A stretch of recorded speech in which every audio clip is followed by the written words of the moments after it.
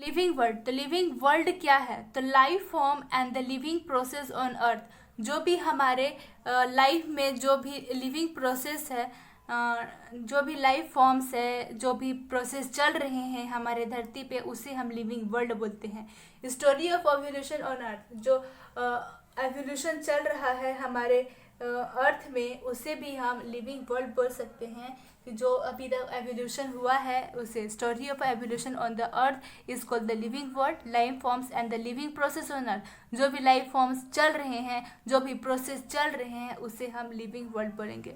Exobiology, तो exobiology this is not in our syllabus, but थोड़ा सा जान लेते हैं। The study of a life out of the air, जो हम बाहर के चीज़ों के बारे में, जैसे कि अर्थ के बाहर के चीज़ों के लिविंग थिंग अगर होगा फ्यूचर में, उसकी स्टडी करेंगे। तो एक्सोबायोलॉजी, स्किप इट, ये अभी इम्पॉर्टेंट नहीं है, नॉट इन सिलेबस। तो व्हाट इज़ लाइफ, तो हमारा जो एनसीईआरटी में हम खोलेंगे तो पहले पूछेगा what is life and why is life. तो हमारा साइंटिफिक क्वेश्चन ये है, इससे हमको व्हाई इज़ लाइफ, ये आपको स्पिरिचुअलिटी क्वेश्चन है तो अब उसको ढूंढो। साइंटिफिक क्वेश्चन की बात करेंगे तो व्हाट इज़ लाइफ, तो लाइफ क्या है? Study of a human science is anthropology. तो अगर पहले के ज़माने में जो अर्ली मैंस थे, तो उनको क्या था, सब चीज़ के बारे में स्टडी करना था, लेकिन हमको क्या हम स्टडी करना था, हमको लग रहा था कि हम एंथ्रोपोलॉजी मतलब सिर्फ ह्यूमन के बारे में स्टडी करेंगे और कुछ छोड़ो। तो ह्यूमन साइंस के बारे में स्टडी करने को एंथ्रोपोलॉजी कहते हैं। Amazing biodiversity, occurrence of a new life and organism on the earth. तो अमेजिंग बायोडाइवर्सिटी मतलब कि जो हम पहले तो एंथ्रोपोलॉजी सिर्फ ह्यूमंस के बारे में पढ़ रहे थे, लेकिन हमें पता चला कि यहाँ पे अर्थ में बहुत ऐसे सारे क्रिएचर है, बहुत ही वैरायटी क्रिएचर है, तो वहाँ पे भी हम पढ़ना शुरू कर दिए। तो हम इंसान के पास क्या था, क्यूरियोसिटी था कुछ भी जानने का, फेयरफुल था, कुछ डर लगता था कि नहीं, जैसे कि सांप के बारे में जानने के तो उसका जहर कैसा होता है क्या, तो हमको डर भी लगता था। तो मॉन्यूमेंटल डिस्क्रिप्शन, तो अगर हम मॉन्यूमेंटल डिस्क्रिप्शन जो अर्ली मैंस का देखें तो वहीं पे ये दर्शाया जाता है कि उनको कितनी क्यूरियोसिटी था जानने के लिए, लेकिन उनको कुछ फेयरफुल भी था, मतलब कुछ डर भी था। तो ये सब आप मॉन्यूमेंटल डिस्क्रिप्शन में देख सकते हो। ऑल ऑर्गेनिज्म, तो ऑल ऑर्गेनिज्म प्रेजेंट, जो अभी जितने भी ऑर्गेनिज्म हैं प्रेजेंट और past, all organism are related, जो सब कुछ रिलेटेड है। जो अर्ली मैंस थे हमारे, जो हमारे पूर्वज थे, दैट इज़ ऑल्सो रिलेटेड। तो वो हमारे पास्ट थे तभी तो प्रेजेंट आया, जब प्रेजेंट है तभी तो हमारा फ्यूचर आएगा। ऑल ऑर्गेनिज्म आर रिलेटेड, जितने भी ऑर्गेनिज्म हैं जो पास्ट में थे, जो अभी प्रेजेंट में है और फ्यूचर में है, सारे एक दूसरे से रिलेटेड है। और जो भी हम रिसर्च कर रहे हैं सारा कुछ हमारा एवोल्यूशन ही हो रहा है। तो बिगर स्पिन ऑफ, तो बिगर स्पिन ऑफ हुआ मतलब कि changes in the direction of study. तो हम सिर्फ एंथ्रोपोलॉजी सिर्फ ह्यूमंस के बारे में पढ़ रहे थे, लेकिन हमें पता चला कि दुनिया में इतने सारे और भी क्रिएचर हैं, और भी इतने तरह तरह के एनिमल्स है और भी ऑर्गेनिज्म है, उसके बारे में हम पढ़ना शुरू कर दिए।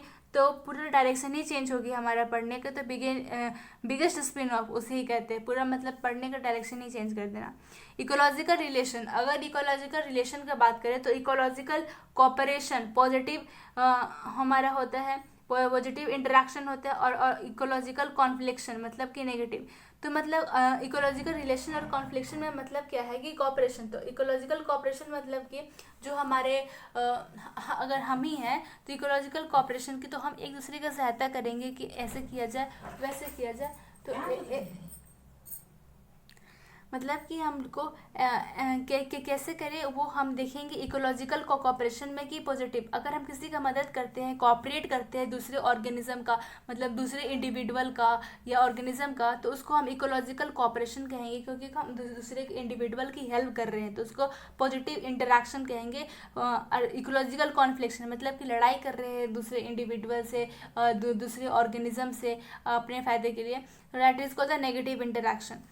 तो हमारा जो लिविंग वर्ल्ड है, तो एक होता है हॉरिजेंटल रिलेशन होता है और एक वर्टिकल रिलेशन होता है। वो क्या होता है देखते हैं।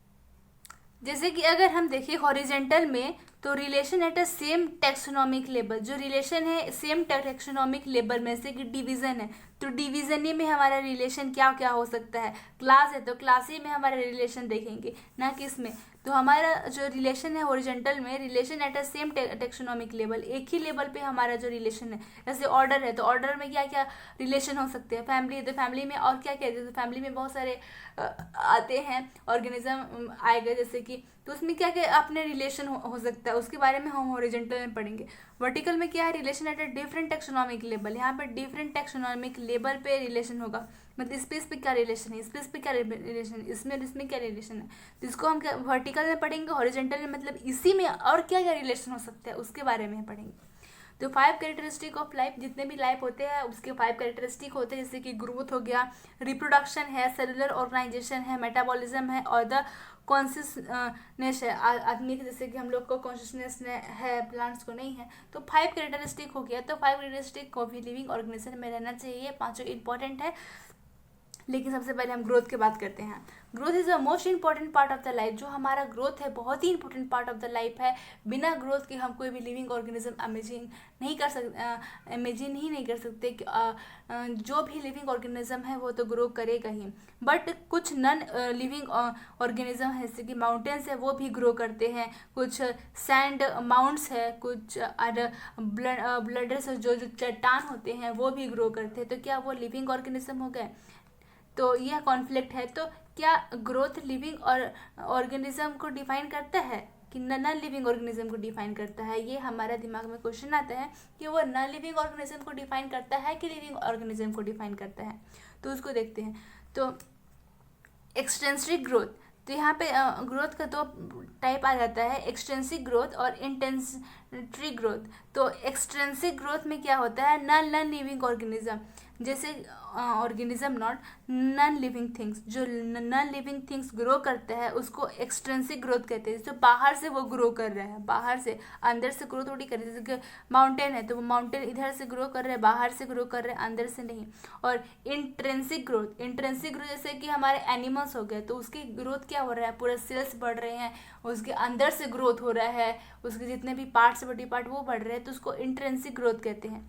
फिर आता है 2 type, that is called determinates and indeterminates. Determinates में क्या होता है, लिमिटेड ग्रोथ, मतलब कि एक समय तक ग्रोथ होगा उसके बाद बंद हो जाएगा, जैसे कि एनिमल्स हो गया। और इनडिटरमिनेट ग्रोथ होता है कि जो ग्रोथ है वो चलता ही रहेगा एज अ लाइम, मतलब पूरा लाइफ टाइम। जैसे कि मेरिस्टेमेटिक टिश्यू है प्लांट्स में, वो पूरा बढ़ते ही रहता है, बढ़ते ही रहता है। उसको हम क्या बोलेंगे, इनडिटरमिनेट ग्रोथ। और जो लिमिटेड ग्रोथ होता है जो कि बंद हो जाता है एक पर्टिकुलर टाइम के बाद, उसको क्या बोलेंगे, determinate. Localise growth, localise growth क्या होता है, growth at a particular place, मतलब कोई भी प्लांट है, जैसे कि प्लांट है तो पर्टिकुलर प्लेस पे ही ग्रोथ हो रहा है, कि नहीं कि कहीं इधर हो रहा है, इधर हो रहा है, इधर हो रहा है, एक पर्टिकुलर प्लेस ही पे ग्रोथ। जैसे कि एक प्लांट है तो उसका मेरिस्टेमेटिक टिश्यू ऐसे है तो वो सीधा ही ग्रोथ कर रहा है, ये ऐसे ग्रोथ कर रहा है, जहाँ पे उसका मेरिस्टेमेटिक टिश्यू है वहीं पे। तो ग्रोथ है पर्टिकुलर प्लेस, एक ही प्लेस, कोई पर्टिकुलर प्लेस में कि उसको पता है कि हमको यहीं पे ग्रो करना है, उसको क्या बोलते हैं, लोकलाइज ग्रोथ। कि नहीं, उसको पता है कि नहीं हमको यहीं से बढ़ना है। जैसे कि एग्जांपल पता है कि मेरिस्टेमेटिक टिश्यू। डिफ्यूज ग्रोथ क्या होता है, growth where the every part of the body, मतलब एनिमल्स में होता है, जैसे कि हमारे बॉडी में सारे कुछ पार्ट्स, सारे सेल्स बढ़ रहे हैं, हमारा जो बॉडी का जो इंटरनल पार्ट्स है वो भी बढ़ रहा है। तो डिफ्यूज ग्रोथ मतलब कि बॉडी के सारे पार्ट्स बढ़ते हैं, उसको क्या बोलते हैं, diffuse growth. Growth is possible when the positive metabolism is present. Growth कब हो सकता है, जबकि कोई किसी चीज़ में पॉजिटिव मेटाबॉलिज्म ऑर्गेनिज्म में प्रेजेंट हो। पॉजिटिव मेटाबॉलिज्म का मतलब क्या होता है, कि पॉजिटिव मेटाबॉलिज्म का मतलब होता है वेयर द मोर एनाबॉलिक, जहाँ की ज़्यादा से ज़्यादा एनाबॉलिक इज देयर, ज़्यादा से ज़्यादा एनाबॉलिक रिएक्शन हो, एंड लेस कैटाबॉलिक देयर, और जहाँ पे कैटाबॉलिक रिएक्शन बहुत ही कम हो, वहीं पे मेटाबॉलिज्म क्या होता है, प्रेजेंट होता है, लेकिन पॉजिटिव मेटाबॉलिज्म होना चाहिए। Growth is non defining. तो ग्रोथ क्यों नॉन डिफाइनिंग है, तो हम देख रहे हैं कि जो नॉन लिविंग थिंग्स है वो भी ग्रो कर रहे हैं और लिविंग थिंग्स है वो भी ग्रो कर रहे हैं। तो कैसे बोल सकते हैं कि क्या माउंटेन को हम लिविंग्स मान लें? तो ये ग्रोथ हमारा डिफाइनिंग कैरेक्टरिस्टिक्स नहीं है लिविंग ऑर्गेनिज्म का, but growth is a exhibiting by non living also, क्योंकि ग्रोथ नॉन लिविंग भी कर रहे हैं, इसीलिए हम इसको डिफाइनिंग कैरेक्टरिस्टिक तो नहीं बोल सकते हैं। Guys, subscribe for the more videos and please on the bell icon for the latest notification of the video. Thank you.